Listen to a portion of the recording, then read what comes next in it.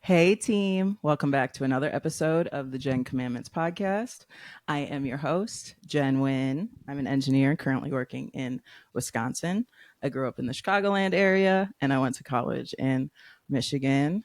Today, we're going to be having a conversation with one of my longtime friends, one of my besties.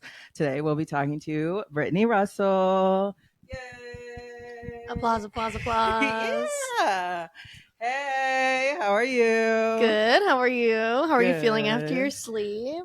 I feel good. We got to debrief and then we got to talk, hang. And then it was nice. It was nice to just take some time to sleep in. Yeah. So, I love a good debrief. I'm always sleeping in. I feel Yeah. bad though that I slept in so long. why would you? Because I really wanted us to go to breakfast and have some mimosas or something. That's okay. This trip home has been really fun. I'm like, oh, I can't wait to start coming home more again. Trying to, fix the relationship. Work your way up. Yeah. You gotta work your way to it. So, yay. Okay.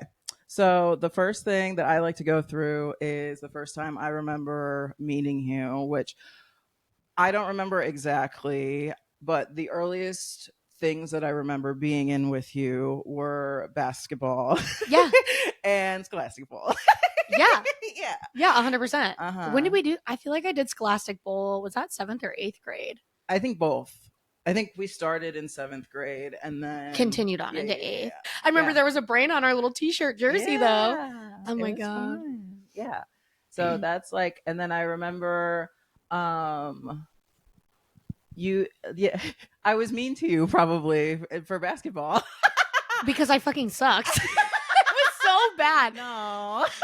No, because literally the only reason I even got recruited to that team is because the coaches were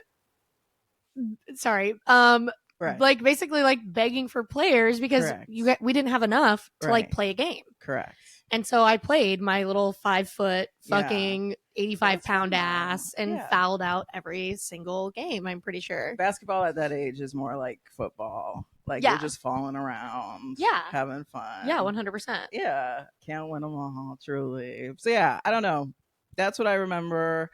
We had similar besties. We did, yeah. Yeah, but we didn't really become close, I would say, until we were sophomores or juniors. Yeah, for sure. But you're one of the few people I felt like then that understood me. We stayed in line when it came to each other. We were we know what to say and what not to say to each other. We kept each other in check. Yeah. For sure. Yeah. We were always can I say cunt? Yeah, of course. Okay, well, I'm whatever. I don't want to say raging cunts because we were so young, but I know I was mean and I know I was an aggressive, tiny little fucking bitch. Yeah. I was. Well, and you just had no filter, which I think we really respected about each other. Correct. Because we just didn't give a fuck. Yeah. But we were always and that I think that was why we were loyal to each other too. We were well, I agree with her. It is what it is. She's another opinionated woman, so I'm gonna stand beside her. And I'm gonna fucking stay that way my whole life. Been that way my whole life. Stays that way my whole life. Yeah.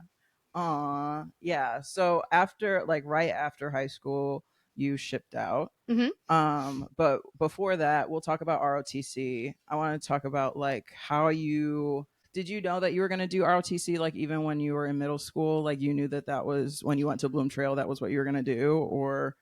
So I think I didn't even know ROTC was a thing until 8th grade. Remember when they were pulling us into classrooms and they were having us pretend to drum on our legs or to see what instruments would work best for us. I can't remember if that was elementary or middle school, but we were looking at what classes we wanted to take. And, I was selecting on my little honors classes for my little smart ass brain at the time. And I was what is this? And I did my own research on my little laptop or whatever that I'm sure got taken away 1,000 times. But I was I kind of want to do this. And I remember talking to my mom about it. And she was you're not going to like that. That's just not really your vibe. And you're not going to like people telling you what to do. Right. Which she is so fucking correct. I don't. Well, right. But I was that makes me want to do it. When people are you're not going to like it and you might not be good at it. I'm Bet. Okay. Yeah. Slay. Right. I love a good challenge. Correct. So yeah, I remember signing up, and there were like, we started freshman year with so many people in that fucking class. Yeah. Like, everybody did it to get out of gym. Right. I mean, we were always cycling through instructors too. I remember we started my freshman year with a substitute, and I don't even remember his name, but he was not there for very long. And then we got Master Chief and Chief, who I love and have the utmost respect for to this day. Sure. Chief made like one of the, like, he had like made the most impact on my life in high school, probably, like, out of anybody, because he was so like, I'm not putting up with your bullshit, and I'm not putting up with your like trying to skirt around the rules shit. Yeah. But like, I love you, and I'm here for you, and I care for you, and you have so much potential. Right. And so that, I think we got them, I can't remember if that was sophomore or junior year. Master Chief ended up leaving, I think, in the middle of our senior year. Jeez. He literally, we went on Christmas break and he did not come back. Oh.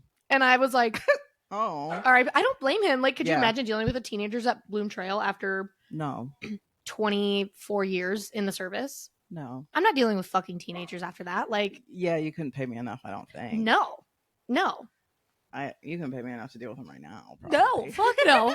You could not put me in a room full of like high school kids and expect me to like Do well. do anything. Like, Yeah. I'm gonna be like, Leave me alone. we're please. fucked. Yeah. Like, we're fucked. Can y'all chill out? I need a moment, you know. Also, wear pants to fucking school. Why is everybody wearing pajama pants all the time? Have you seen that? No. That's Like, all students wear. And like, I'm all for being comfortable, yeah, but yeah, I'm yeah. like, y'all really don't give a fuck. I don't give a fuck either. But I I'm think like, post-COVID is very casual. that's so true. I didn't even think about that transition. Wow, which That's I'm fair. Totally, That's I'm fair. for. I think I'm totally there. it makes me feel weird now that I'm in college as a fucking 25-year-old with 18, 19, 20-year-olds, and everybody's like, they look super cute in them. Like, their sweatpants and their Uggs and like, you know, pajama shirts. And I'm like, I'm wearing a nice skirt and like my boots and a cute top. Yeah. I'm like, I'm kind of weird. No, I think, well, yeah. I'm trying to think back. We didn't, in my classes, we didn't dress up at all, like, for college. Like, just because, I don't know. Well, I was also in the engine. Like, I was The in classes brainiacs. with, like, mostly nerdy boys. Yeah. You know? The girls, I would say the engineering girls are some of the baddest bitches I know. I mean, yeah. They're all hot. Love all of them. You can't be that smart and not be hot. How did you took on like a leadership role in ROTC? Do you think that helped prepare you for your actual time in the Marines at all? No. Okay, so I will say I did have a large advantage from ROTC. Like, so I was in Naval ROTC, Navy, NJ ROTC, and I went into the Marine Corps. And the Marine Corps is technically a branch of the Navy, and they will never let you forget that shit. But like, so a lot of our like, we had these things called general orders, which were just like a list of rules that you had to follow. And we had to know every single one. And like, when we went to drill meets, like, they would be like, what's general order number 8? And you would have to remember. And I'm pretty sure it's something about sound the alarm in case of a fire. Like, it's either 5 or 8 that one is. And like, I still remember that one. And I remember 6 was like this long ass paragraph. But the Marine Corps general orders were almost verbatim the exact same. A lot of the ranking system was somewhat similar, not in like the rank name, but just the way it was done. Also, when I graduated boot camp, if you do all 4 years of ROTC, you automatically get a pay grade bump. Oh, nice. Which the military directly correlates your pay grade. And I think sometimes your job, I think it depends on what you do. But to your rank. So like, if you're the most basic rank, you're an E1, that's a private. Okay. And then if you're an E2, you're a private first class, and then so on and so forth. So when your rank goes up, your pay grade goes up.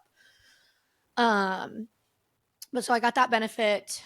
I would say, honestly, it was not a detriment, but when I was making my way up through ROTC, I became the commanding officer for the unit, and that was like my pride and joy of high school. I loved ROTC. That was where my family was. And I still had like, you know, obviously my friends outside of it. I loved everybody, but like, ROTC was my home. Like, if I had a problem, I ran. I feel that. And I was in that classroom all the fucking time. Yeah. I was there before school, after school, on the weekends, over breaks, like for practice, just to hang out, just to bullshit, everything. And I did, like, I loved being in charge. I'm not even gonna lie about it. Like, it's, well, there's a lot of decision, like, a lot of it's just navigating people stuff. Yeah. And I feel like that's pretty doable. Yeah. You just have to care about people a little bit. Correct. You know? But when you're an ROTC too, like, I mean, I don't know anybody else's experience with me. Like, I definitely felt like I was probably a hard ass for my little 17-year-old self. Sure. But I did my best to really be like compassionate and empathetic because first of all, we're in fucking high school. Correct. We're in like a not like a lower middle class to middle class, like neighborhood to the feeder school or that fed to the school. Like we have fucking lives and shit to do. Like we have families and we have to take care of siblings. Like, so I think that really helped with my people skills a lot. I would definitely say that it did not help with my, like when I joined, because when you join the military, you are fucking dirt. So, like you're lowest. nothing. Yeah. You're literally nothing. I mean, we weren't even allowed to speak in the first person in boot camp. Like we spoke in the third person because we were not people yet. Like I didn't have a name. I was this recruit for 3 months. Cool. Which honestly was surprisingly easy to fall into. Sure. Like not saying I and me, but it took me like 2 weeks to get out of it. Like I was going home and saying this recruit, and I'm like, yeah, well, that's the brainwashing that happens. Hey, if there's one thing about me, that's Pavlovian shit. No, it is. And like I totally get why they do it. Yeah.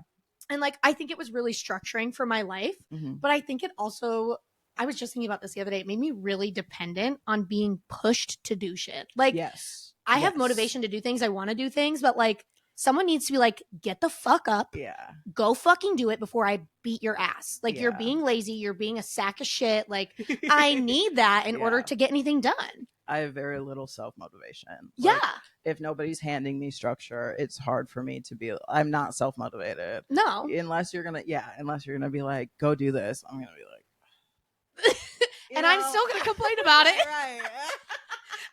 I complain like nobody's business. Right. Yeah. But yeah, I definitely think it was somewhat of a detriment there because I was so used to being like, I did that in college. My first semester of college was humbling. My first year of college was the most depressed one of the most depressed I've ever been. She said it doesn't take the cake, but it's pretty close fucking but up no there. Cigar. It's pretty fucking up there. No, but I just like the ego that you leave with in your senior year of high school. Yeah, weren't you salutatorian? I was third. That's salutatorian in my eyes. I don't give a fuck. You get your own title. The winatorian. And just like you go from that, and I didn't know a single soul that out in Kalamazoo. Yeah, I didn't know anyone. I had like a former teammate that was there, but she had her own established life out there already. Yeah. Like she was a year older than me. I didn't want to like intrude on that, so I was like, and at the time I was still dating someone from home, so I was going home every other weekend. So I wasn't integrating into my life you were still mentally at home. Yeah. And I think that I needed to let go of that life. Yeah. You know? Yes, I do. I ran far away from it. I totally feel you. And as much as I wanted to run away from it, I was still clenching onto it at the same time. It's scary to let go of. Yeah. It's terrifying. Yeah. So that I totally get the like, all of a sudden you're no one again. Yeah. And it's fucking humbling. Yeah. And I feel like that doing college now, like, I've always excelled in school. Like I've always done my best because I love school. I love learning. Yeah. And what's crazy to me too is like my best subjects have always been English and reading, like more like contemplative stuff. But I did way better this year. I'm not talking about biology. Fuck biology. Yeah. I loved my biology class in high school, one of them. But in college, absolutely fucking not. But like math was my best subject. I had a fucking 100% in both of my math classes. So crazy. And like my English class was good. Like it wasn't a bad class by any means, but I struggled with that class more than anything else. And I felt so out of my comfort zone because like English and reading and writing were my shit. Yeah. Like they were my shit. Even if I didn't fully comprehend what I was reading or like didn't completely follow along. Yeah. I was trying to be nice. What if Mrs. Parrott watches this and she's like, I know this bitch didn't do the summer reading before. I hope. I pray to God every night they don't listen. Like, I'm really sorry to let you down, but junior into senior year, they were like, you have summer reading. And I was like, Like, I love reading. I have a job. But, like, I have a job, and I'm reading, like, fucking dystopian fantasy. Like, Correct. I need a little something. Correct. I do love the classics now. Like, now that I'm older. I just read Yeah. Frankenstein. Ooh, I have them. I've started collecting them, especially like banned books. Yep. But I don't really be reading. I'm more of a book collector. We talked about that. I mean, I love book collecting. Yeah. I wish I had more room because then I wouldn't need a Kindle. What, you were in the military for a year? 1 year. 1 year. How did that year? You talked about your 3 months a little bit. Mhm. How was boot camp? We can start with boot camp. Okay. How was that? Honestly, it's so hard because like it fucking sucked. Of like, course. don't get me wrong. It's supposed to, yeah. That's the point. Yeah. But like a lot of people, once they've done their 4 years and like they've gotten out, or they've done 8 years, 12 years, 16, whatever. Mhm. And they're like, honestly, like boot camp is the highlight of your career. And don't quote me on this because like I'm not in, I wasn't in very long, but I do feel like I remember people saying like boot camp is the easiest part of the Marine Corps. Sure. 100%. Sure. And you're always like, yeah, okay. When you're in the thick of it and you're fucking outside and it's 107 degrees and you're in a sand pit and you're just getting IT'd, which is just another term for them being like, okay, do push-ups, now do this, now do this, now do this. And you're just turning and turning and turning. And if you don't do it fast enough or you don't do it loud enough, you start over and you have to do it again. And fucking South Carolina is hot. Yeah. It's hot and it's fucking humid. Did you ever see my tan lines? No. Oh my fucking God, dude. I had the most horrendous fucking tan lines. It was disgusting. And like, I have never been that tan in my life, but I was burnt to a crisp, like all the time, because we're just outside in the elements. Right. But there was so much that I loved about boot camp. Like, I love the camaraderie. I still talk to some of those people today, even though, you know, not a lot of people respect why I got kicked out. But a lot of people I still do talk to. And those are people that I knew for 3 months. And they're still people that I know. I know what's going on in their lives. I know their kids' names. Like, we reach out to each other every now and then. And I'm actually still like in a Facebook group for the company that I graduated in. I think it was just our platoon. But like, they're always posting stuff like when they get promoted, and like some of those girls are staff sergeants now getting meritorious promotions. And I'm like, okay, fucking period. Like, so good. this is exactly what we were like built to do, you know? Correct. And I'm so thankful I still have them in my lives. I love the camaraderie. That's even with like any big thing, like when I talk about, I was raised in like a very hyper, like religious, not hyper religious, but I grew up going to church every single Sunday and like doing. That's pretty hyper religious to me. Yeah, and doing outside, like I did confirmation. I taught a Sunday school class when I was in high, like I was in it, you know. I was in the shit. Yeah. When I think about the good things that I gained from it, it's always communities, like stuff. I'm like, oh, I learned how to interact with others, and like even if you disagree about things, learning how to like work together and like communicate, it develops you as a human being. And like that's definitely the first and foremost thing. Like, I loved feeling like a badass too. Like, ultimately, if I'm being honest with you, that's why I joined the Marine Corps. That's like, probably why most people join the Marine Corps. I wanted to be tough as fuck. And I hated being like this small girl that like everybody downplayed. And I don't think I was downplayed. I'm not going to say that, but like, you know, there's a lot of things that people think you can't accomplish. And I was like, okay, like, bet. Now I want to do it even more. Correct. I also really enjoyed, like, we had like these obstacle courses, which were fucking, like, we had to wear a mouth guard the whole time. And like, we would like do an obstacle and then we would get down and then we'd have to do like certain fighting stances and like throw for, like, we would have to have a partner and like throw them on the ground a certain way because we had like our own martial arts. That's so cool. Yeah. Which probably wasn't supposed to be fun, like, given in hindsight, but like it totally was. Like, I love doing active shit like that. I hate fucking running. Like, running's not fun. No, it's not. It never has been. And if you fucking like running, like, more power to you, but you're fucking insane wrong. To me. Like, you're incorrect. Like, you're mathematically just not there in the brain. Like, I'm trying to get into running and I agree. Like, there's no fucking way that's enjoyable. It's no. Part of the enjoyable part is after you're done. You're like, wow, I did something today. Other than that, though, no, because I'll lay on the ground I and still be like, don't feel like that. What a waste of my time. Like, that's how I'm like, this did nothing. Right. Like, I still can't breathe. Like, I still hate it. The Crucible's like your final test in the military to like for you to become a Marine. And that was honestly one of the most like transformative experiences of my life. Yeah, that's So where you're the brainwashing basically really goes in. I mean, yes and no. Honestly, I'm that's just when they. talking shit. I mean, No. all 3 months, yes.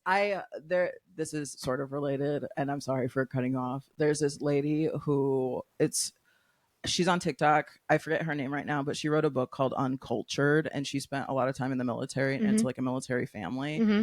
She talks about like her experience in the military and how like I think she then also happened to stumble into a cult afterwards, Just stumbled right into it. Well, when you have this like structure that's built from hell, like it's hard. I was only in a year, and I cannot imagine the people that have gone in for 4 years, like I said, like 4, 6, 8, 12, 16, their full contracts, retired. Like, I was only in a year, and it was the most discombobulating like feeling getting out and coming back to the civilian world, because you have no direction. Like, and all you do in the military is get told what to do. Right. And like, I lived for that at that point. That was all I knew. Yeah. Like, I was told what to wear. I was told how far I could go out. Mhm. I was told where I could and could not go. I was told, like what time I had to show up, when I would clean, where I would clean, how my bed was made. Like, it's so structured. Yeah. And then you go back home and you're like, I can do whatever I want. Yeah, and it's kind of debilitating. Yeah. Like, it's fucking terrifying, because you're like, I don't know what to do. Correct. And it was very depressing when I first came back. And like, I had a lot going on when I first got out of the military. Of course. But like, once I settled down and like got into my own apartment, like, I was just picking anything to do.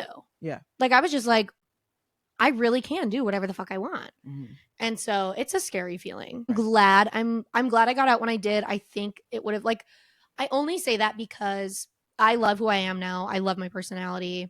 Yeah. I love how my relationships are. And like, that took a lot of growth to get to. And I don't think that growth would have happened at the time period that it did if I had stayed in for all 4 years. Yeah. Like, those 3 years of my life right after were so crucial to like this version. Right. And like waking up to the world as the way I see it now, at least. Yeah. But yeah, it's absolutely crucial to who I am now. Right. And like how I feel about things. How about your departure from the military affects that? Like how you feel about who you are today? Okay. So let's go through the departure a little bit. Okay. Let's talk about it. Okay. I know there has been so much, and I don't know how many people from high school watch this. There has been so much fucking debacle. Like, people used to message me. I used to get death threats over this shit. Like, and I still sometimes do to this day. Like, there's about like your departure from the military. Well, there's like this viral video of me. It's not viral, but you know what I'm talking about? Yeah. There's like this little viral video on military pages of me like sliding around and dancing in my uniform. And we're like in the women's barracks. Yeah. And it's like some like slutty little grindy dance, but I'm wearing a sports bra it's really and my not trousers. That bad. It's literally not. And they're all like, oh, this is how you get promoted as a female. The person that I'm sliding into has French tips. Correct. Like, I need you to be for real for a minute, because I promise you that got me nothing. Right. Not even having the reason fun. I was having fun. It was a cleaning day. It was a barracks day. And like, we were just cleaning shit up, and we made funny videos all the time. Like, and it was fun. And honestly, I had a crush on the girl that I slid into. So here's how my departure went. When I came home from boot camp, I was really, really sick, and I didn't know. I had really bad bronchitis, and I don't know if it had developed to pneumonia at this point, but I had bacterial pneumonia. And so like the day before I left to go back to training, I had like 104-degree fever. Like, I was sweating profusely, like I was vomiting. And I remember texting my recruiter, and I was like, hey, like, what do I do? Like, I think I need to go to the hospital. Mm-hmm. And he was like, you can't go to the hospital. Like, if they don't release you tomorrow and you don't go to training, like, they'll label you as AWOL, basically. Like, you have to go tomorrow. Like, you have to get on that plane. You have to go back. Yeah. So I'm like, well, fuck. Like, this is my only option. I have to suffer through it. And it's just like your secondary training. Every Marine is an infantryman first. Yeah. So like we had to go through infantry training, and that wasn't my MOS, but you still were that first. Yeah. Like, that's just what we were. We were grunts. You're that first. Correct. Before you go to your like real job or whatever. Correct. 100%. And so for people that didn't have an infantry job, And wait, one more thing. Do your jobs, is that like the test that you take at the beginning? Yeah, I mean, that determines. Is that how you get your job? That determines what branch you can join. The Marine Corps, I'm pretty sure, has the lowest ASVAB score needed. It's either the Marine Corps or the Army. But yeah, that determines what you can do. Okay. So like certain jobs you need a specific ASVAB score for. Yeah. And I had joined for communications, which I think at the time, if I had made it to job school, it would have been an 0621, which is like some form of like electronic, like telecommunicating. So I was sick, and then I went into training, and it was a lot of hiking. Like it was like I think our first hike was like 7 miles, and you have your pack on your back, which is at least 50 pounds usually. Right. And then the next one I think was 14. And at this point, you're treated like a human being, like it's pretty chillax, but we're sleeping outside in like tin cans and like cots and stuff. And it was like, it wasn't bad, but I was really, really sick. Right. And I remember we were doing I don't remember, but I remember a corpsman came up to me, which is like our version of like nurses. Mm-hmm. The Navy has their own job for the Marines. They're called HM1s, HM2, like that's their rank. And he came up to me and he was like, your cough sounds like shit. Like, let me listen to your lungs. And I was like, all right. So I listened to my lungs, and then they sent me to medical, and they were like, you have bronchitis. I tried to tell somebody that I was sick. I knew. Right. But I didn't have an option. So I go back to training. They gave me an inhaler. And then one night I literally like was like drowned. Like I could not breathe. Like it was fucking awful. And that's so scary. One of my instructors at the time was like, use your inhaler. So I used my inhaler, and they made me puff that thing like 8 times, which is 16 times because you puff it twice. And I remember that bitch. She gave me the dirtiest fucking looks for like a week after everything happened, because I told the ambulance, they were like, how many times did you puff it? And I was like 8? A few. Yeah. And they were like, why the fuck would you do that? Great question. I wonder why. Because because I'm told what to do, and I fucking do it. I'm a robot. So I get into an ambulance, I go to the hospital, and they're like, actually, you have lower lobe bacterial pneumonia, and like, you cannot train. So like, I had to drop out of training, and then they basically hold you in a holding company, which is just like off base. A lot of people are just waiting to pick up. And some people are waiting there because they're sick. Some people are just waiting there because it's backlogged. There's a lot of different reasons, paperwork, shit like that. But I was in that holding company for, oh my God, I don't even fucking know how long. Okay, so I got back from like boot a camp. holding so like, is it, what does that mean? Literally nothing. Like, okay, it's so hard. So when you are in the military, like you're categorized into platoons and companies. Like it's just the group of people that you're with. Yeah. It's just like an your office. Class. Yeah. Basic class. And all of these people are leaving, and more people fill their spots. So I'm getting to know new people all of the time. There was one person who actually stayed back with me the entire time because they ended up having asthma, and you get kicked out for having asthma. Oh, oops. Like, sorry, my lungs are fucked up, I guess. But like, we both got sent. Well, we don't want your asthmatic ass. Fuck you. Even though we're probably the reason why you have asthma. Right. Fuck you. Like, you're SOL. But yeah, that person was with me, and then we went to a specific medical holding company. And I was in that first holding company, I think from early October. Oh my God, only a month, because everything went down like Halloween weekend. As it should. Like, what the fuck? Halloween is like I love Halloween. I love Halloween. Some of the craziest shit ever happens on Halloween weekend. And Halloween weekend. Yeah, like it's just like some of the best and worst nights of your life will happen on Halloween weekend. It's as bipolar as me. Yeah. Like, it can be really, really good or really, really bad. Yeah. So I was in the medical holding company, and there was an instructor from across the way. So the two holding companies that I were in were literally 2 buildings that face each other and shared like this massive parking lot. Oh. Halloween weekend comes. I remember I fucking was wearing a raccoon onesie and had like Queen paint on my face, whatever. And I remember the first interaction like that I shouldn't have had with this instructor that I met was I was back in uniform, but I still had like paint on my face, like fake blood. And one of the staff sergeants looks at me, and he was like, Ringo, get that shit off your fucking face when you're in uniform. And I'm like, all right, my bad. And I like turned around, and I made eye contact with this instructor, and he was a sergeant at the time. But he like looked at me, and he's like, I don't know. It was just a very flirtatious look. Of course. You get the vibe. I do. You have animal fucking you make eye contact, yep. And it's just, you know if you're flirting, you know? Yeah. And later that night, we were like watching a movie in the common area, like a scary movie, I think. And he was like sitting off to the side because basically you have to have a supervisor almost all the time. Right.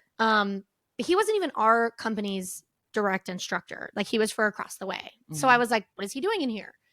And I don't remember why, but I sat next to him, like directly next to him, and he was completely out of the way.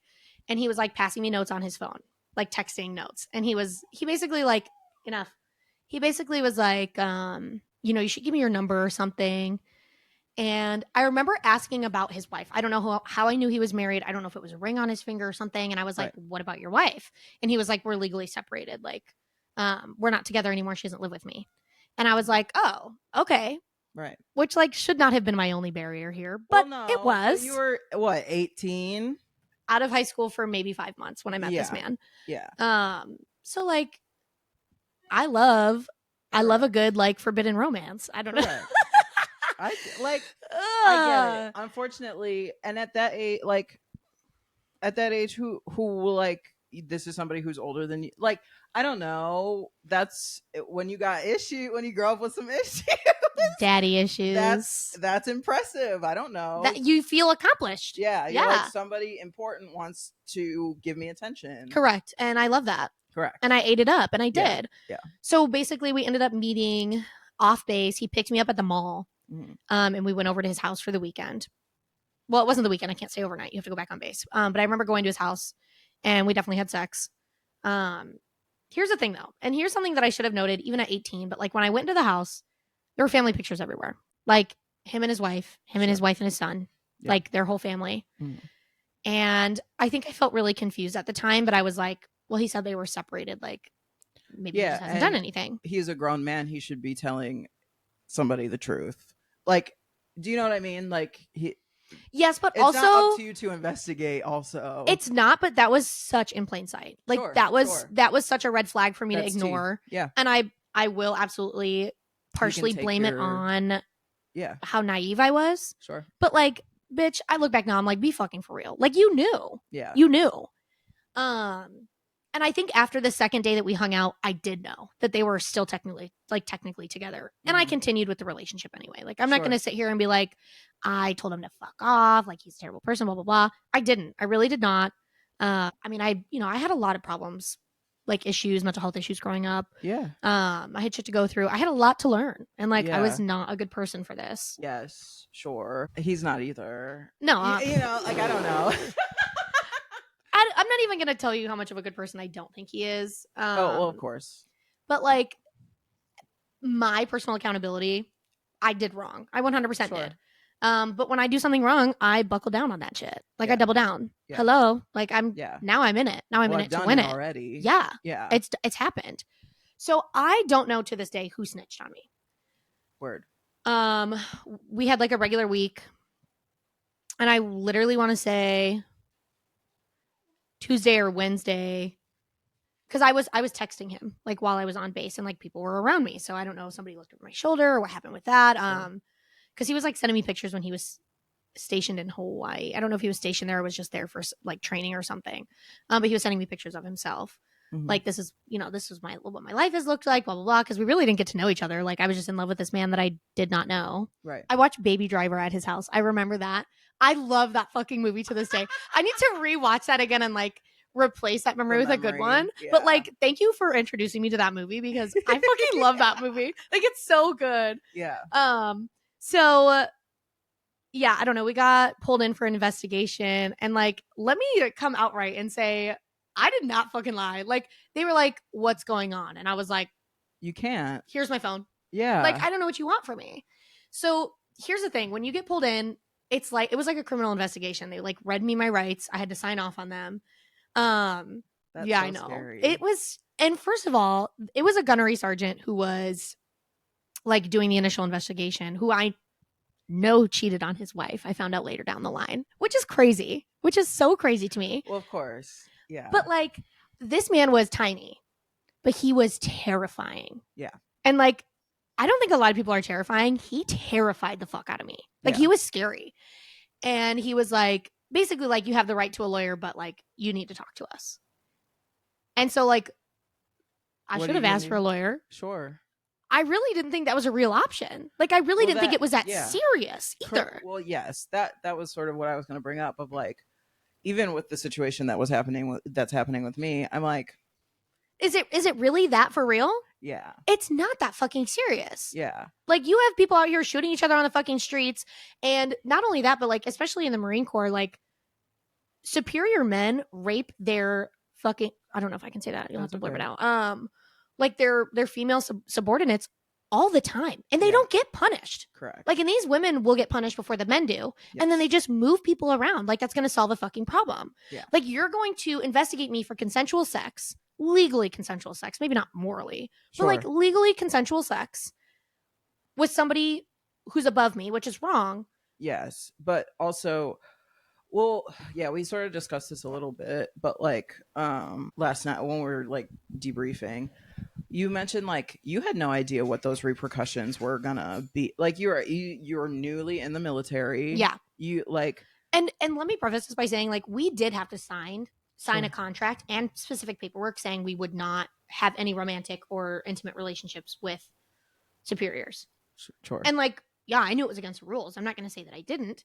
Yeah. Did I think I was going to be put on fucking trial, have a lawyer, and get kicked out of the military for it? No.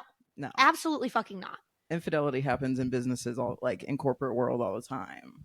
And like fraternization, like, I get it. Yeah. I really do. I understand where you're coming from, but do I think looking back now, was it severe? Yeah.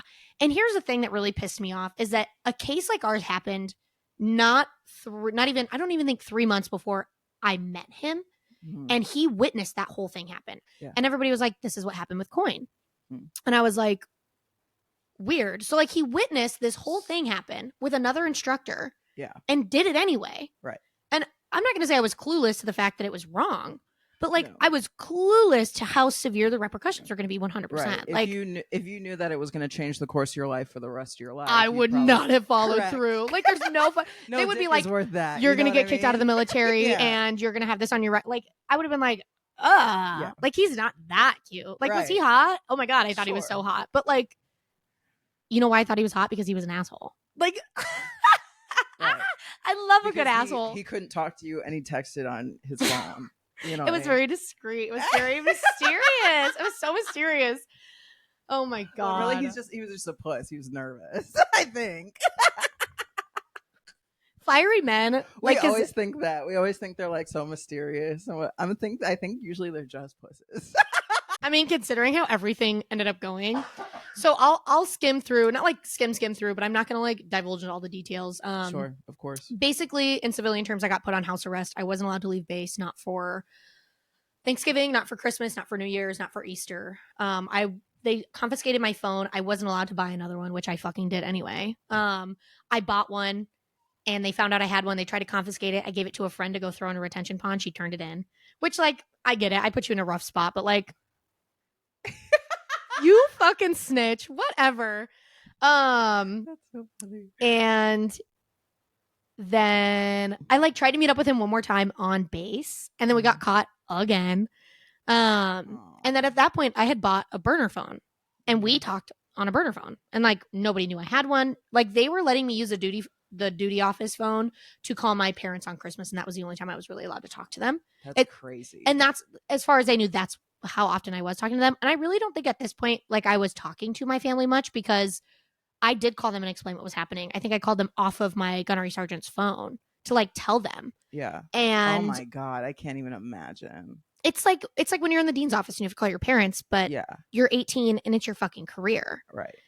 And so like, I remember my dad, especially like my bio dad, being like, well, isn't that his fault? Like, and at the time I was like, excellent question. I was at 18. I was like, no, it's both of our fault, you know? And it was both of our fault. And if, yeah, It was. it can certainly be more his fault, but you can take your I think it was like accountability. 70-30, Yeah. 65, Right. 35, you Right. know, like, I will take my accountability. Yeah. But now that I'm his age that he was when he met me at 18, I'm like, I'd throw up if I saw an you literally 18-year-old know in front of me. nothing. Yeah. You know nothing, bitch. Like, what are you fucking doing? Correct. Like, you should have like laughed in my face. Correct. So whatever.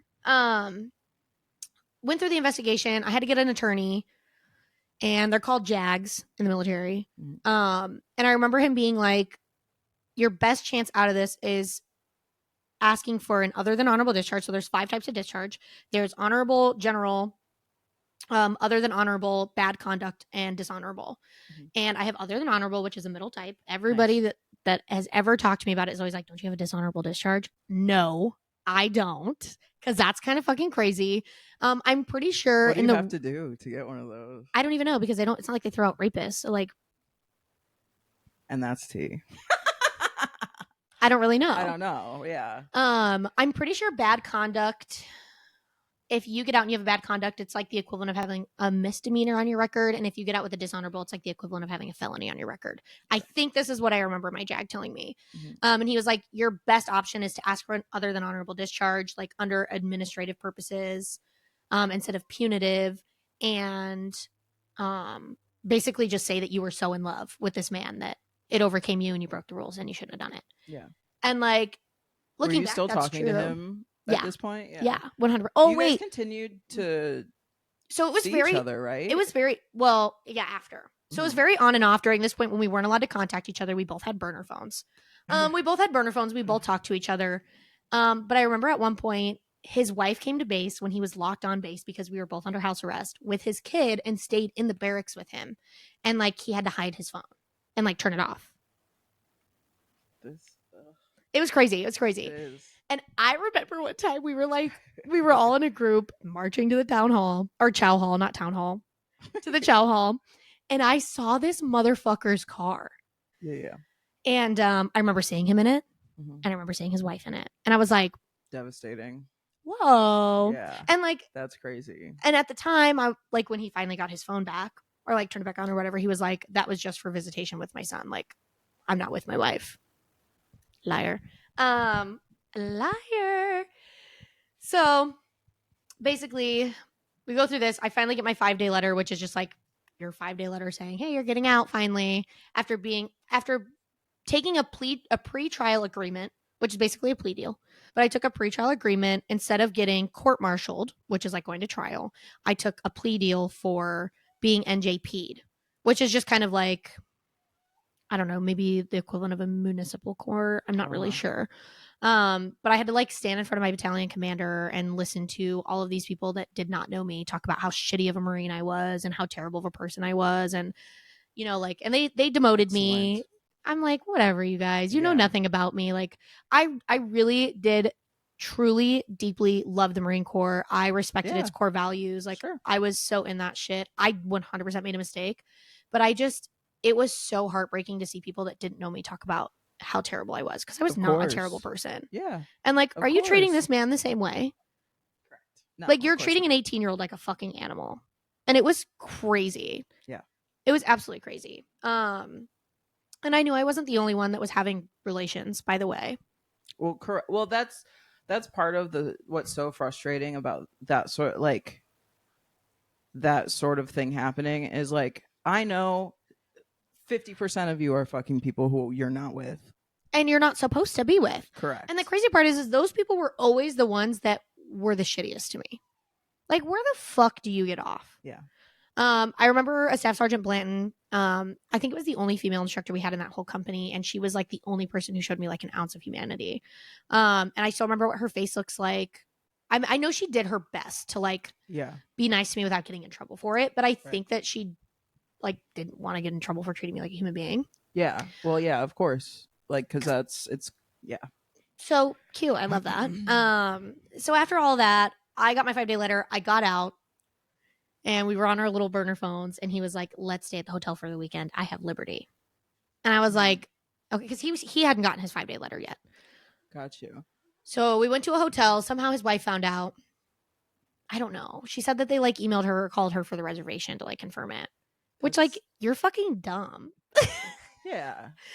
And at this point, he was like, we're not together, but, like, we're still legally together, so she could call the chain of command and get me in trouble. And I remember, I'm not even telling that story. Anyways, he got caught, but I was out. I was gone. So, like, they couldn't do anything to me. This man went to military prison. He went to the brig because he got caught a second time. You reap what you sow, I guess. Yeah, well, correct.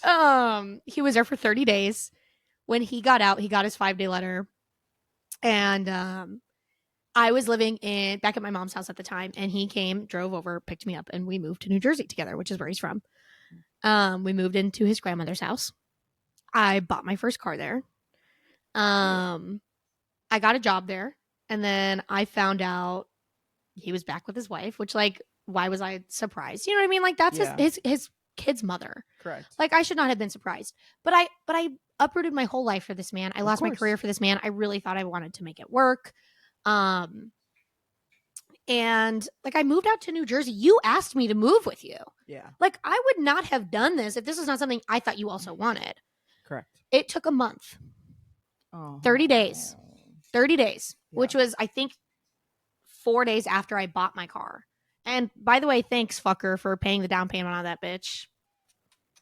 Thank you. And I remember calling my stepmom because I felt like I couldn't go to my mom at the time. She was still so upset with me about the whole thing. And I remember calling my stepmom, and I was like, because he was gone at his wife's house for visitation till 4 a.m. with his wife or whatever. Cool. So I called her, and I was like, I don't know what to do. I don't know what to believe. Blah, blah, blah. I'm like sobbing. I'm crying so hard I'm throwing up. And she was like, this is back when I still talked to my dad. She was like, your dad's flying out in 3 days. Like, we're going to get you a hotel room. You're going to go stay there, pack up all your shit. Yeah. Go stay there. Your dad's going to fly out, and like, you're going to move in with us. Yeah. We'll figure it out from there. She literally was like, we'll figure it out. It doesn't matter. And I was like, I don't have a job. I have to pay this car payment. Like, I have my credit card payment. I have car insurance. She was like, don't fucking worry about it. Like, that was my rock. Yeah. I stayed in a hotel for 3 days, and it was probably the most painfully depressing, like, earth-shattering fucking. And I had no one. And when I tell you I had no one, I wasn't really talking to my mom. My dad was flying out, but he was at work before he flew out to me. And I remember I was basically on FaceTime, like on Facebook Messenger with my stepmom the whole time, all fucking day, because I literally wanted to kill myself. Correct. Like, yeah. And it wasn't just for the relationship. I just was like, I really fucked up my life for this. What else? At that point, you don't even know what your life is going to look like. I literally was like, this is rock bottom. I have nothing. I have no one. I have no job. I have no support system. I'm in a hotel with a car that I just bought that I kept leaving the lights on because they weren't automatic. Anyways, my stepmom sent me money for groceries. They reserved the hotel room for me because I had no money to my name at all. Right. And my dad flew out. He picked me up. We drove in my smart car for two. Cute. Me and my 6 foot, like 220 pound father in this tiny little roller skate of a car. And we drove all the way. Our first drive was like, we drove from New Jersey through Pennsylvania, up through like the Midwest. We went through Chicago. I can't remember. Our first stop was Montana. What's closer, Montana or Wyoming? What's further east? Montana, I think. I don't remember. Oh, no. We stopped in Montana because it's right next to Idaho. So he was working at the time for a company out there, whatever. Okay. So we did like this whole 2-week trip. Montana's beautiful, by the way. Love Montana. I love Montana. Montana and Wyoming both are like 2 of my favorite states. Also, Coeur d'Alene, Idaho. Yes. Such a looker. Mm-hmm. Like, I would love to live there if there wasn't so much fucking snow. Yeah. I ended up living in California for a while. And then, like, very long story short, I lived in California with my stepmom and my dad. And my stepmom made sure everything was taken care of, like all of my bills. And she was like my rock. And I was still dating this guy. After I left, he like called me and he was like, I wish you wouldn't have left. I remember he flew out there. He met my dad. He met my stepmom. We were looking at apartments together in Salt Lake. Just like, because my dad ended up getting a new job when we moved to Salt Lake, and I moved with them.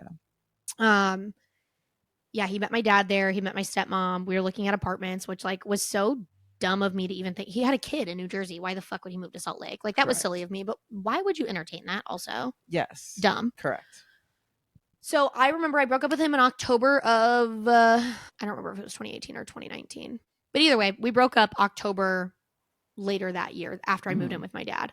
And that was when I had 3 jobs, and I was in beauty school. And then I quit all my jobs, quit beauty school, and became a dancer. So that's next. So how did you were in Salt Lake. How did you start dancing in Salt Lake then? Okay. And then once you built like some repertoire, yeah, okay. Exactly. Okay. So like I started dancing in Salt Lake, which is like one of the craziest places to start dancing, honestly. Very wild. I started dancing there. I'm surprised they have strip clubs there.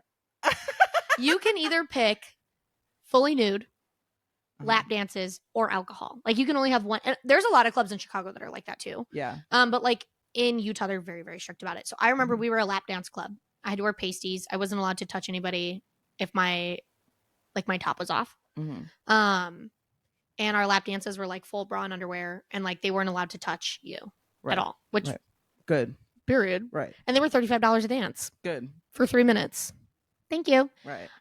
And we had a drink quota. I remember we had to get the customers to buy us drinks. They were fucking kitty cocktails because you couldn't have alcohol. But yeah, that's where I met Kristen. We moved in together in Salt Lake after like 2 weeks of knowing each other. Cute. We were just like immediately clicked, and I loved that fucking townhouse. Yeah, I remember your like Snap stories. That was like a fun time of your life. It was. I was doing the partying, like I was making girlfriends. I was very like blonde Bob Barbie. Like I was really going through it. Life. I was. Yeah. And I remember me and Kristen were talking to other girls at work at the club that we worked at, and we were talking about going down to Vegas, and they were like, oh, like one of them was like, you guys will not get taken there. And we were like, what? The fuck? What do you mean? And she had already worked there at some point. So like, what do you mean? Right. What are you saying? Right. What are you insinuating right now? So we took a birthday trip in May.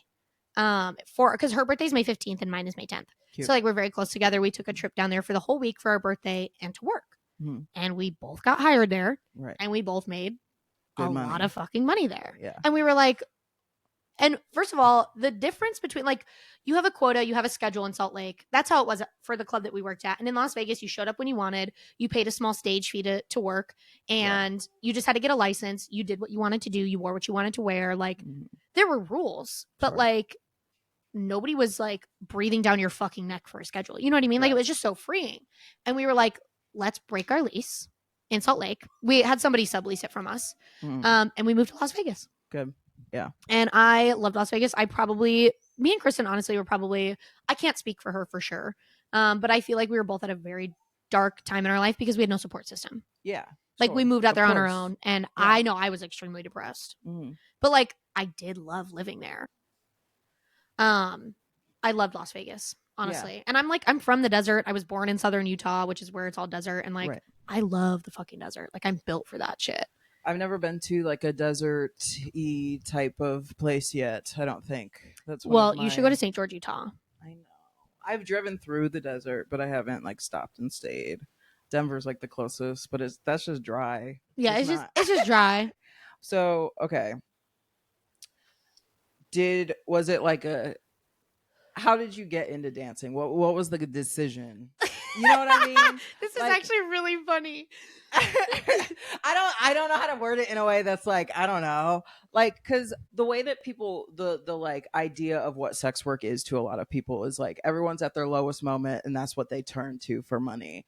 Is it like, I don't think it's that dramatic. I'm sure it can be, but I was working myself to the bone. I worked in the morning at fucking Cracker Barrel, which I fucking hated because I hate old religious people. Like they're just so yeah.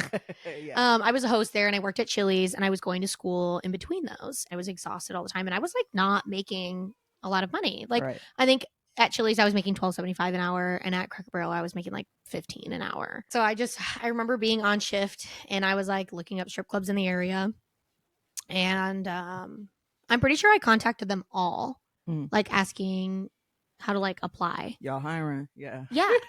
And like, you don't apply to strip clubs, you audition. Oh yeah. And so like, yeah. So the owner, like I messaged him on Facebook, I'm pretty sure. And they're like, here's the owner's number, like text him, introduce yourself. And then the owner was like, hey, like, you know, we are always looking for new dancers, blah, blah, blah. Like I do need some pictures like of what your body looks like. You could do like a bikini or bra and underwear, but like I have to see your body type and see what you look like, whatever. And I was like, okay, sure. So I sent him some pictures, very like just like bikini, you know, selfies, whatever, in the mirror with my makeup done. And he was like, cool, you can come in, I think the next day for an audition. And I was like, fuck. Yeah, like how did you prepare for that even? I did not. Okay. I did not. Yeah. And in Utah, like those rules for that type of club, like the underwear had to cover 50% of your butt. Oh. So I'm like, no reaction. I'm like, I don't even know if I have underwear that cover 50% of my ass. Right. Like, I don't know. Right. But I went in there. I was wearing like, I don't remember what I wore. I think I wore some like rave bottoms I had. and like a lace bra. Somebody let me borrow their shoes, which was really nice and very discombobulating at first. Sure. But yeah, I auditioned and they hired me right there, and they let me stay that night to like work if I wanted to. And they were like, we won't do any minimums or like quotas for you tonight, like since it's your first night. Yeah. I think I made like $380, and I was like, this is the best thing ever. And I was there for like 4 hours. Like, it was not there long. And I was like, this is the best thing ever. Like, that was so easy. And like, I don't even know what I'm doing yet. Yeah. Like, I have no clue how to hustle these people, and I'm still taking their money. Correct.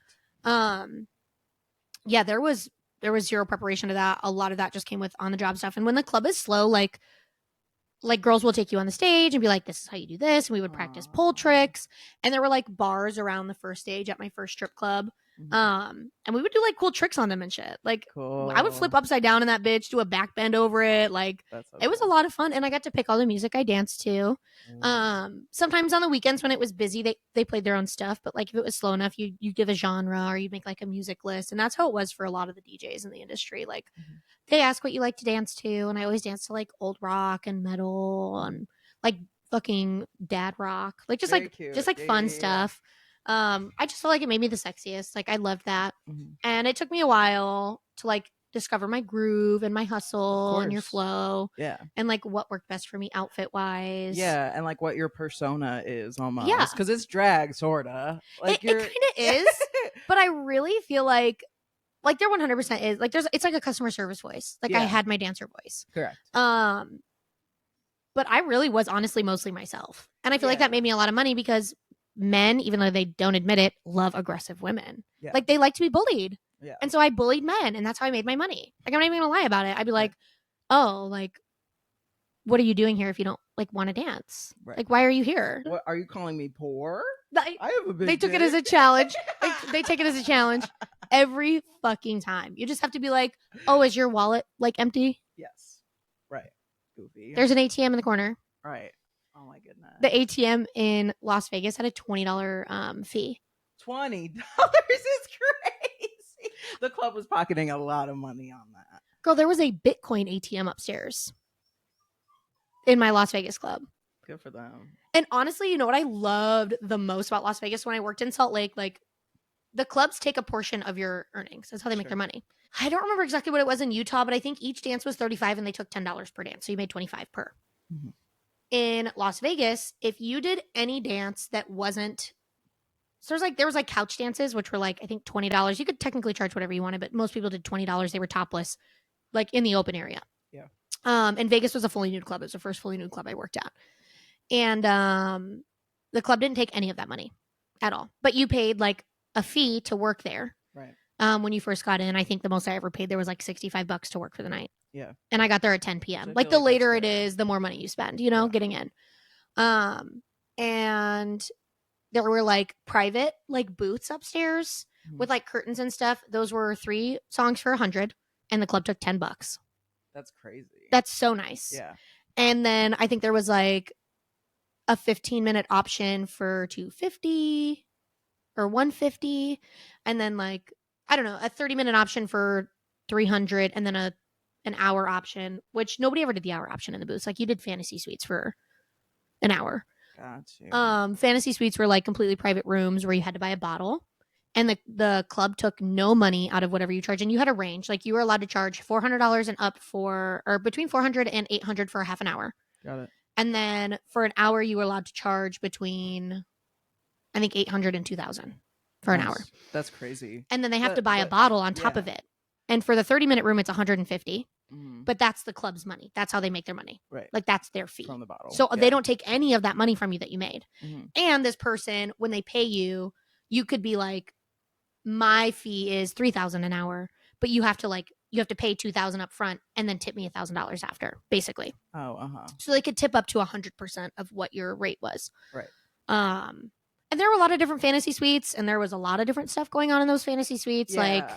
So like, do you pick your boundaries? Yes. Gotcha. Yeah. And it depends on where you are state by state. Like it's hard because legally, like, sex for money is not, it's not legal everywhere. I think it's only legal in like 2 places in the entire US. Yeah. But like, club rules are a little different.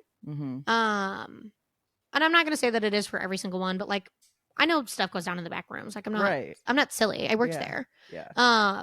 It was never my jam, and I would never in my life like get your money, bitch. Right. Like I hope you charge $4,000 every 30 minutes. Correct. Get your for bag. These slimy fucking men. Yeah, who will pay for it? I would never. Sir, what are you doing? He wants to be a part of it so bad. I'm gonna bring him over here and see if he'll relax for a second. Okay. I was always like, I don't think it ever matters if that's what you want to like do for money. Yeah. But charge your fucking worth, bitch. You better get your bag. Get your fucking bag because pussy ain't cheap. And they'll pay for it. Pussy is not cheap. Yeah. And they'll pay for it every And there's a reason they're not getting it for free. Yeah. Especially from you, bitch. Like, Correct. stop underselling yourself. I get you. That's tea. It is tea. Okay. OnlyFans became a big thing then. Especially during COVID. Yes. So I started actually right before COVID doing OnlyFans. I started in November, literally the last week of November. Like, so right before you got in. Mm-hmm. And I made it to like the top like 5% of creators. And I wasn't focusing too hard on it. I like dancing more than I like doing OnlyFans. OnlyFans is fucking annoying. Like, I'm not even going to sit here and lie about it. Yeah. I love the money it brought me, but like, bitches are bold behind a screen. Yeah. They'll fucking say anything to you, especially when they're anonymous. Like, because you can have an anonymous account. Yeah. And they think that you owe them something because they paid for something. Correct. Even if it was $15. $15 for a monthly subscription, and you think you deserve more than the fucking picture of my tits on that website? Right. The answer is no. Like, you don't. Correct. You're welcome, by the way, for fucking blessing you, you bitch. So I did that. I did that for a while. OnlyFans blew up during COVID. Yeah. And I couldn't work at the club, so OnlyFans was the only thing I did. And I shot up to like the top like 1.7% of creators, which I don't think is like really that high up there because I know there's so many people that like make millions and millions a month and 20,000 and 70,000, but those people are in the like under the top 1%. Right. But like making it to the top like 1.5% as cool. Somebody who doesn't like wasn't your career. Like, I'm not a professional porn star. Like I was like, cool. Like I'm not doing too bad at this. Yeah. And I did that for a long time. I did like private Snap. I sold shit over text message. How do you navigate the shame that other people feel on your behalf? Do you know what I mean? I do. I really do. Weird, but like, no, I know exactly what you're talking about because people are like, well, you know, when I grow up and when I have kids, I don't want my kids to get bullied. First of all, I'm not having fucking kids, so I don't care. Right. But like, probably 50% of our first of all, let's talk about the amount of people that send nudes and sex tapes for free. Correct. I'm making a profit off of it. Yep. And so like if you're somebody who sends nudes to somebody that you just started talking to or a boyfriend and he turns it back in revenge porn, like you have no room to judge me for making a profit off of this. It's going to end up on the internet either way. Correct. Like you sending that shit for free, it's in the interwebs. Like it's out there. Yeah. It's in the fucking air. Yeah. Like it's there. I just profited off of it. And I think that everybody has the right to do that. Like I can do whatever I want. Yeah. They're my pictures. I fucking took them and they're an artistic work of fucking art. I agree. I remember somebody that we went to high school with, posted something on her Facebook. I don't even know why the fuck I was friends with her on Facebook still. And she was like, if you do OnlyFans, you're a prostitute. And I was like, don't you suck dick for heroin? Like, I'm pretty sure you do. And I don't care. Like, do your shit, boo. But like, you cannot judge me. Like, I'm sorry that I'm making money. We all do things that we think that we wouldn't do if we weren't in the same position. And you would. Correct. And you would. The thing is you have no idea. What you're willing to do when, first of all, how empowering it is. Because like, yes. Give me your money to see my body. Right. Like, hello? Yeah. It's empowering. It is. I'm not going to say it's not. Correct. It does cause, it was, so one thing that was really hard for me, and it wasn't shame, but like men was a really hard thing for me for a really long time. Same, still. But like, you're not seeing the worst type of men in strip clubs. You're seeing them behave the worst they will ever behave. Yeah. Like most of the time. So like in the strip clubs and then on OnlyFans, like all of these men act so entitled and you're really seeing such a shitty part of these people that not everybody's going to see. Yes. Especially when they're never going to come back to Las Vegas and you don't know their real name, or they're anonymous on OnlyFans and you have no fucking clue who they are, if they have a family, or like, you know, who they like, how they act. Correct. But this is a side of men that I see that nobody else sees. Yes. Like, I'm seeing your fucking dark, dirty, little fucked up mind. Ex-boyfriend act crazy online. In my Like, DM. Like, I need you to know the type of shit. It's fucking crazy. Yeah.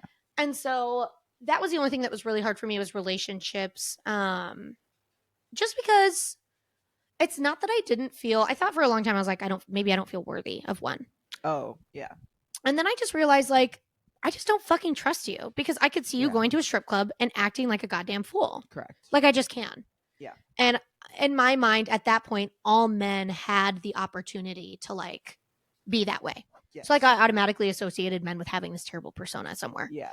And that was something I had to go through in therapy for a really long time. Yeah. It's still something that I'm actively unlearning, of, like, just that I can't look at a man without the, like, I just assume what the intentions are. I don't even give him the chance. No. I'm like, it's hard to, because what have you been taught your entire life by our fathers and creepy uncles and teachers? Correct. And so many other people in life, just like men on the street. Like, and it's crazy too. And I think it's harder to unlearn as we get older, because when we were, it happened worse when we were younger. Yes. Like, yeah, the worst I got catcalled was when I was 17, 18, 19. Yeah. Sickening. I remember I was in dollar store and this 40-year-old man walked up to me. He had to be at least 40s, maybe 50s. And he was like, "Do you have a boyfriend?" And I was like, "Yeah." And he was like, "Do you want two?" And I was like, "No." And he was like, "Well, I could pay your bills." And I was like, I'd consider that. Like, all right. All of them? Right. Maybe have my credit card debt? Right. No, literally. Can you write me a check right now? I'll take the check right now if you take me on it. Like, right. I'm not going to say no. Correct. But, like, yeah. You've mastered the finessing in a way that I've. And honestly, what's crazy is I haven't. No, I know. I still haven't to this day. Like, sometimes I'm like, A, don't want to put the work in, and B, like, somebody approaches me in a way and I'm like, I don't know how to respond to that. Like, I don't know how to hustle you. Yeah. Because you're just icky. Like, I don't know. They're icky. It's, ugh. But yeah, relationships were hard for a long time. And I think that carried over into, like, previous relationships before the one I'm in now. And why my relationship was so toxic is because I didn't trust men. Not that they gave me a reason to trust them in the past. Might as well. And even with my man, I tell my man all day, every day, I hate men. And he's like, "Yes, we do." Yeah. Like, yeah, we fucking do, babe. We hate men. Thanks. I feel like you've been working 3 jobs since you've been home. Yeah, honestly. And if I don't have 3 jobs, I feel kind of bored. Yeah. Like, I feel like I'm not accomplishing things. Right. So what are you currently working on? Okay, so I have been thinking about going back to school since I moved back home. I went to beauty school. I graduated aesthetic school. I do lashes. I've been doing lashes for 3.5 years. I'm a body waxer. I've been doing that for 2.5 years since I graduated. I've done it out of a salon. I've done it at my mom's house. I've done it here. I'm still doing that, and I probably will do that for a long time. I fucking love it here. I'm just so nosy. I'm such a nosy bitch. I'm always, like, looking out my windows. You live on the ground floor. I do like it. I was really scared at first, but, like, I do like it a lot. When I was in Oregon, I had 3 locks on my door when I lived in Oregon. I have 2 doors and they have 2 locks each. So, like, and I had like the window things. Like, I was crazy. There's bars over my windows. Like, I know you're very secure in here. I felt very safe last night. I mean, Chicago is built like that. Yeah, you just have to be. Like, I was like, this is. It was so quiet. I was like, this is not nice. I really, I enjoy the area. I love it out here. I graduated esthetician school. Okay. You technically have to be licensed in the state of Illinois as a cosmetologist or an esthetician to do that, which I think is fucking a huge scam. I spent $20,000 on beauty school, and they taught me not a damn thing about lashing at all. Like, they taught me clusters. Is crazy. Bitch, $20,000, $20,000 fucking dollars. I have like $8,000 worth of loans I have to pay off from that school, which is crazy. We'll see how that goes. So I did that. Are any of us going to pay back our student loans? No. I hope not. You know what? As a matter of fact, I hope no. The government crumbles before it comes to that. And it probably will. I give it 2 years. Right. Somebody the other day was like, it's been 50 days that Trump has been in office. And I was like, 50 days? I feel 50 years old right now. Really. I feel like I've doubled in fucking age. Shit's been happening every day. So the entire time I was in beauty school, I had 2 jobs. I was working at 2 different bars. I was working in Crete. I was working at Smokey Joe's for a long time. I was serving. And then when I turned 21, I got to learn how to bartend there. Queen. That's why I got into bartending. That's where also I met Leah. Love her. Bestie for the restie, for real. And she was working at the country club in Crete. Like, I followed her there. She and I both worked there for a long time. I loved working there, except for the people that I worked for. We quit because of the ownership and the management. In Jesus' name. Amen. And that's on being 3 different religions before you turned 18. But yeah, so I followed her there, and then she went to Chuck's, so I went to Chuck's. Mm-hmm. Like, I've literally followed this girl everywhere. And she was like, I'm gonna go work in Chicago. And I was like, I'll be there. I was terrified at first. Yeah. I was like, no way I can do that. No way I can make that jump. And I fucking did. Yeah. And I'm so glad I did. Yeah. And like, I followed her. I feel like this is the purest version of yourself. I think it's because I'm always in my own space. Yeah. Like, I don't have to rein myself in or act a certain way or be anybody's. I get to be an adult in my apartment. Yeah. And I get to work my own schedule. I get to do what I do when I need to do it. Like, I get shit done. Yeah. So I started bartending out here at a bar called Burton's Place. It's a 5 a.m. bar. Jesus fucking Christ. 5 a.m. is rough. 5 a.m. The crowd of the 5 a.m.s are rough. Absolutely fucking insane. Absolutely fucking insane. And it's like, it's, I don't, yeah. We don't have to get into it. I also worked at Kirkwood for the college football season, which is a part of the company that I still work for. They own like bars and restaurants across Chicago and a couple out of state. Thank you. I worked there for the college football season, and then I only worked at Burton's for a while, still lashing. And then I was like, I only have 2 jobs. Like, this is kind of weird. Right. I left Burton's. I went to Benchmark, which was right across the street, which is also within the company that I work for now. Benchmark closed down for renovations, and then I went to Highline. Highline permanently closed recently, so now I'm at Federalis in Fulton Market, Chicago. Cute. Which is a really big step for me. I really love that place. I feel like I really fit in there. Like the hustle and bustle of that place really fits my personality, and I feel like I thrive there. And I'm serving there. I'm not bartending anymore, which is a weird jump for me to make because I haven't served since I was 20. Yeah. So it's been 5 years, but I've been in the service industry since I was 14. Right. And honestly, I really like it. It keeps me moving. I love being behind the bar. I love being a bartender. It gives you a disconnect from the customers, but I also feel like it helps my money as a server because I get to connect with my customers. Like, I'm consistently seeing them over and over and over again. They're not just coming up to the bar, buying a drink and walking away.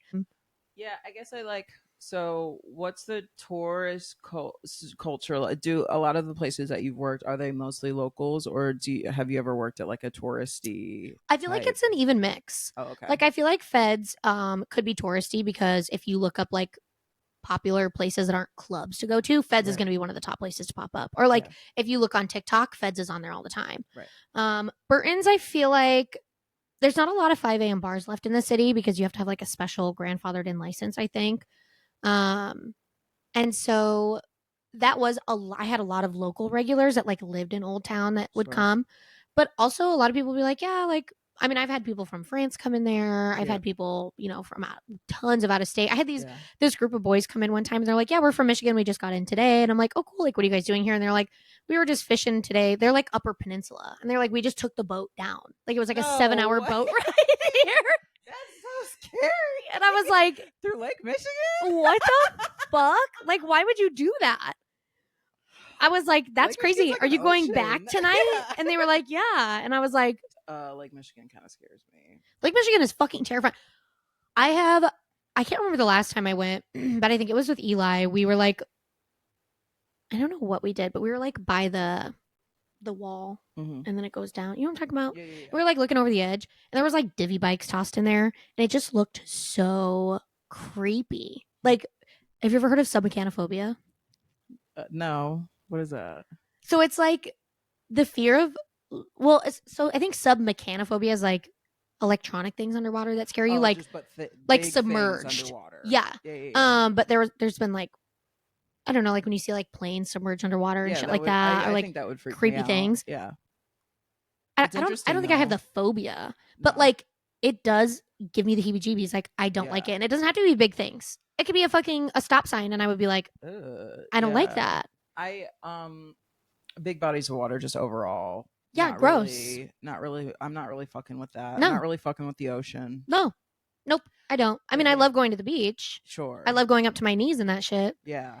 And That's you won't about catch me. all. Once I have to start tiptoeing, I'm turning the fuck around. Yeah. The waves get a little too much. I'm like, that's enough. I'm good. I'm fine. Yeah. I wish. Yeah, I don't really have a adventurous spirit in that way. I'm not really. If I'd sense a little bit of danger, I'm like, I think. I think the only scary like water place I would ever go would be the Bermuda Triangle. Oh yeah, because I've heard you like enter like it's like, I mean, it's a conspiracy theory that like it's a whole other dimension, like a whole other like parallel universe there.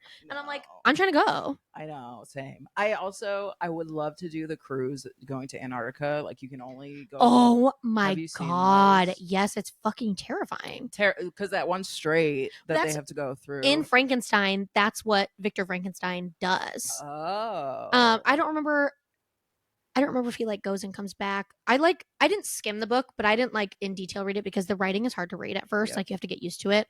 But he takes like a ship to Antarctica at some point. I said that, so Antarctica. Yeah. He takes it there at some point. I can't remember if he comes back or like I can't remember what happens. Like if the book starts on his journey home or like vice versa. But yeah, he did that, and I was like, I would love to do that. Kiss break. What you know about podcasts? Would you like to say anything? That's the only other question I really have is like, what are you looking for? We can talk about school. Yep. Yes, I'm in school now. Let me restart. I mean, I'm loud as fuck. I'm sure it might have picked up a little bit. I'm 3 weeks away from finishing my first year, all of my prerequisites. Queen. I'm definitely not keeping that 4.0 GPA. Like, oh my fucking Don't god. underestimate yourself. I'm not getting an A in one of my biology classes. I know for sure. Science will do it to you. And I love science. I love biology, but like this professor can eat my fucking fat white ass. Like, yeah, science professors can be hit or miss. They're either really, really excellent at their job, or like they're so smart that they don't know how to explain it to you. They don't know how to like. They think you're an idiot for not knowing basic shit, and you're like, you don't remember that you used to be me. And not only that, but this is what you're here to teach me. My math professor last semester and like my speech professor this semester like 100% care about teaching and care about the people that they're teaching and the community that they're teaching. Yeah, I would love to be a professor someday. I cannot tell you how much I loved my math professor last summer. Yeah. She's like, I think she's a woman I think she's in her 50s. I could be wrong, but she has 2 adult children. She's from China and she's got like 8 degrees. Like she literally was like, I have 4 bachelors and 2 masters and 2 PhDs and I'm working on this master's. And she's so fucking smart. And she was the sweetest lady. Like I loved her to death. And she actually gave me the contact to the mortuary science program director. She was like, if you ever any questions, like I asked her if I could give it to you because I said you were an excellent student. I was like, I love you, Tong. I love you. You've done I'm really glad that you were able to take the time and go back to school when you were ready. I feel like we talked about this a little bit before, but like my university experience was so bad because for me it was just a continuation of my high school experience. Yeah, and I feel like it would have been exhausting to go right from high school into this. Yeah, like I already hated school by the time I was done with high school because I had my last year of high school, they let me take 4 AP classes and 2 college classes, you know? So like my last year of high school, I basically wanted to cry all the time. Yeah. I would literally skip school to do homework. Yeah. Yeah. Because why the fuck? Yeah. Like I don't even have this much homework in college. Yeah. In one of my classes I have. Yeah. In all of the other classes, I've barely had any homework. Correct. Like. And yeah. So like when I went into college, I still hated like that doesn't go away over the summer. Correct. And so I didn't appreciate my classes at all. Like that's so fucking fair. So I'm going to be full-time. I'll be taking 12 credit hours, 4 classes. It's 1 a day for 3.5 hours each. Which for a program isn't bad. It's just it's really bad timing because it's 5 to 8:30. College is not built to do anything else. if you're going to college, it's not built. I don't have time for this. I got rent. I got credit card debt. I got a car. Like college is intrinsically built for rich people. For Nepo babies. Yes. And so like that's why I like totally get why people are like, you don't have to go to college, because you don't. But all the rich people who are like, you don't have to go to college, they're sending all their kids to college. Correct. They want you to stay poor and dumb. I will say Malcolm X is a City Colleges of Chicago like school, and they are really big on advocating for their students. Like, they're amazing. I really, really like the school. They're big on like mental health, and like we have like market days where people that like can't afford to get food, they have like pantry days for people that can come and get food from the school. I'm pretty sure they have free types of health care for like physical checkups every year, mental health. It's amazing. Like they really give a fuck. And they posted something for like the immigration stuff that was coming out, because like my community is full of hardworking immigrants. And so they had posted something. A lot of people from my community go to that school, and they were like, ICE has no warrant to be in here. They will not be admitted to this school. You are safe here. Like if you want to stay here all fucking day, you can stay here all day. Basically, like they sent out this huge email and they were like, you're not threatened here. Like there's no threat here. Correct. And I was like, period. Like as you fucking should, because your college, the city of Chicago is built off of immigrants and their families completely. And like what are you made of? Like not even, it's not even close. It's not even a rate. There's not even a rate. It's like 90-10. Yeah. Like I need you to be for real, especially in communities like mine. Yeah. Like this is like more people speak Spanish than English when I go to like the Spanish markets here. Yeah. Yeah. Like they don't speak great English because this community is built off of Hispanic immigrants. And so, and a lot of people from like Little Village and Pilsen go to my school. And so like they're huge advocates for that. Good. Yeah. And I'm like, period, because where would you be without these immigrants and their generations after? Nowhere. I'm glad to see whenever I see what people consider as non-traditional students. Those are the students that I always see thriving in school. That's what my speech professor says a lot. He's like, you guys are non-traditional students, and like that's what I'm here to teach. Non-traditional can it people really that work, be? You know, people that work, like, we've created such a negative relationship with school through the primary school system. Like you get kids to hate learning by 12th grade, and then there's no incentive to go back. Correct. And like, so you see learning as like a negative thing in your brain. You know, and it's like, I don't know. It's exhausting. Let's make learning just accessible. All right, that's all I have for real. Do you have any questions for me? I hate this part of the interview. You want a job? What's something you can offer me that the other employers can't? Nothing. I truly everything. You offer me everything that employers don't. Oh, I'm really glad that the last few years have brought us together again. I hope that you know that. Me too. Our relationship's very important to me, so I hope you know that. That's all. I don't know if I ever told you, but like a big thing for me in high school was like I like could not disappoint you. Like I remember you telling me that like you were like I feel like a lot of people have told me that, but like I was like, I cannot, like, Jennifer is the one person that I don't want to upset by my decision making or like disappoint, because like I just didn't do as good as I could have done. Yeah. Because I know Jennifer expects better of me. Yeah. I have complicated feelings. That's very kind and very sweet. But also, I also realize partially that like those high expectations are sort of like that's hard to place. But I never felt that pressure. I never felt that parental pressure. I just felt like a love and admiration for somebody who gave a fuck about me that wasn't required to, because you didn't birth me and you weren't raising me, but you still gave a fuck about how good I did.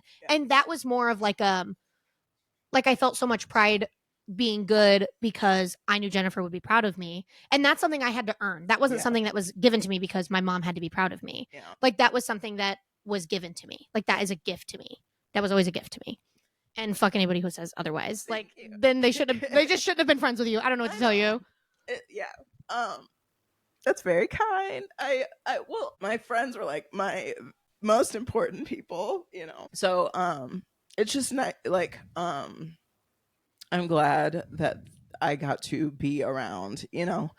But it's hard, like that, knowing that too, because in a lot of ways, like even if you don't consciously know that people look up to you. You feel it. You know what I mean? Yeah. And that's pressure on you. Yeah. And so like there was parts of childhood that were really, but that was the only attention I got. So it was still like worth it to me to meet those, like that validation. Yeah. So like I'm glad to have it now, and like I know now that that's a loving relationship, but like back then I didn't know how to like not, that wasn't, I like that It's was the taxing. only thing I wanted back then. It's taxing. I only wanted people to like want to impress me. I don't know. It was weird. That's fair. You know? Yeah.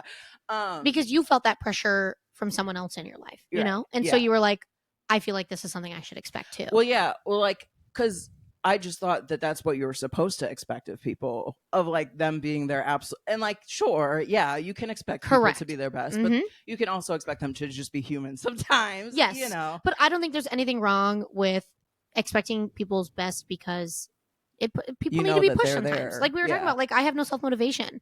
And like having someone that I feel like I need to be, like that sees me and that sees the hard work that I put in. And I'm not saying my family doesn't. I know that they do. But like it's like I said, it's different when it's not somebody who's obligated to love you no matter what. Correct. So like, and I know that was probably fucking taxing, like being somebody that everybody looked to. Yeah. Well, like, and it's weird because, well, it was just like the dichotomy of it, of like to the community, I was like this very bright thing. Yeah. You know, like a pinnacle. I had like teammates, dads being like, you better marry her. So, you know what I mean? Shit like that. But like, you were a hot commodity to the dads of Stager, you know? Let me bust out the fucking celebration pack. Let me get some fucking streamers. Thank fuck we impressed the fathers of Stager. Because I was brainwashed by conservatism at the time. Weren't we fucking all? And so, you know, like, there was that. I was always outspoken, but like, that was seen as a negative thing at home. But then that was the thing that like people enjoyed about me. Correct. Same. So, no, like, the exact same. Like at home, everybody's like, you always have something to say. And then you're at school and everybody's like, I love how outspoken you are. Like, I love how you stand up for yourself. And you know what? I love that I fucking stand up for myself too. Like, and I'm going to continue to do so. And I still am. I still don't shut the fuck up. I don't know how to shut the fuck up. Yeah. And I don't shut the fuck up in places that I should shut the fuck up. Correct. And same. Like, we've got shit about it. But like, that's just tactfulness. Right. You shouldn't shut the fuck up about that. And we've been able to communicate our things in ways that people resonate with. I think that's another way of it. Because like, you can have important things to say, but to know how to communicate those things in a way that people, in a constructive way. Yeah. Where people can receive that.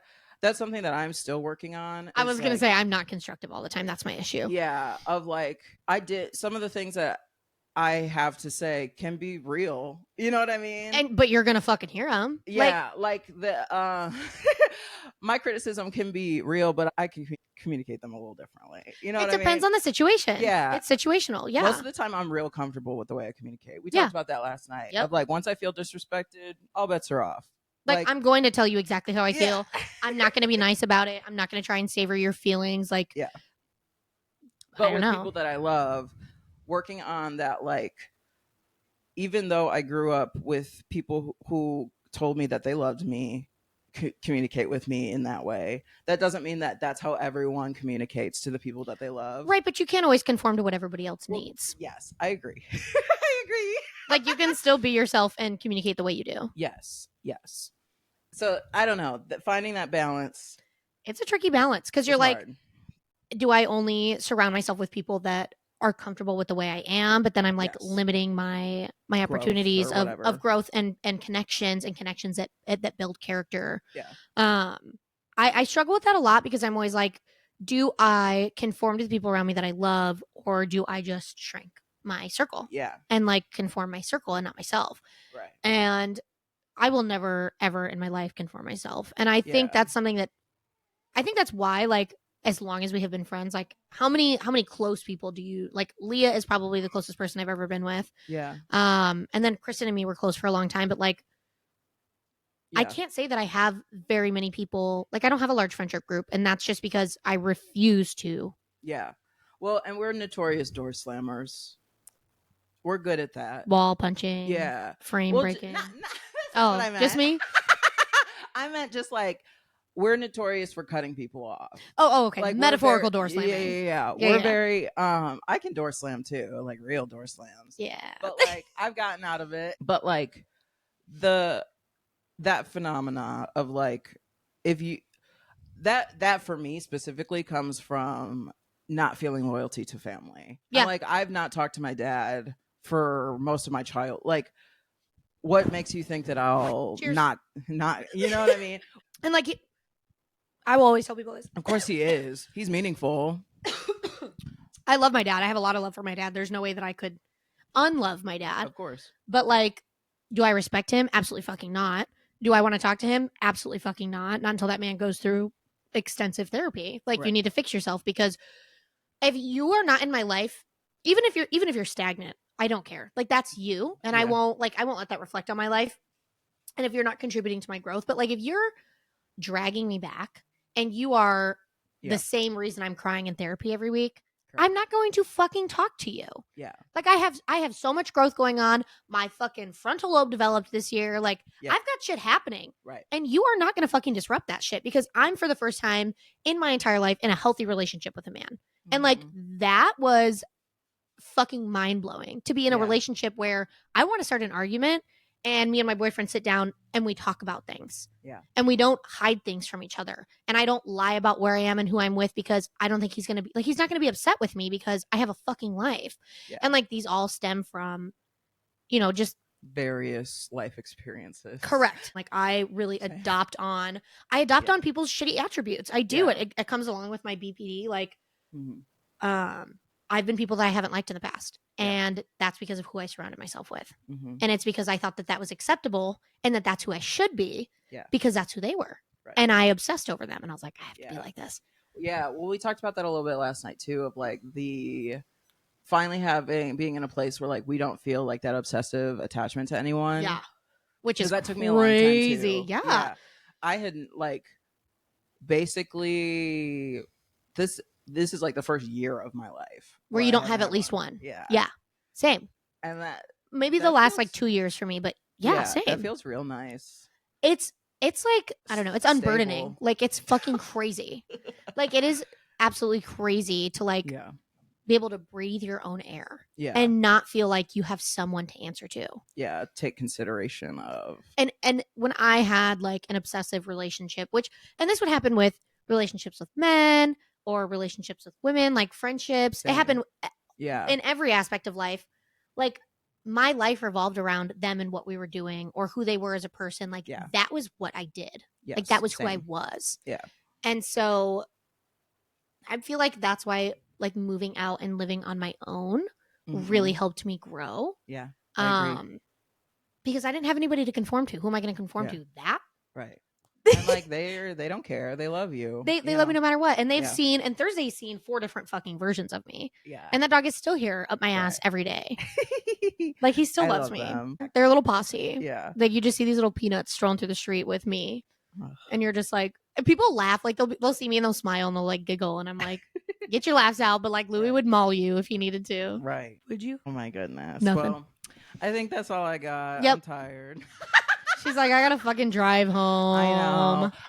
The weekend was so fun. Like, outside of the reason why I had to come down for the weekend, like, it was my friend's birthday. I got to go to Chuck E. Cheese. Like, I got to come here and talk to you. It was just like, it was a nice time. It like reminded me that like the last time when I came for the court for the first hearing, the whole way down and the whole way back up, I had that like the whole reason why I wanted to leave Staggert to begin with back in the pit of my stomach. Yeah. And I was like, the feeling of expectations of like not being in trouble, who they expect me to be, that sort of thing. Yeah. Like, okay. Yeah.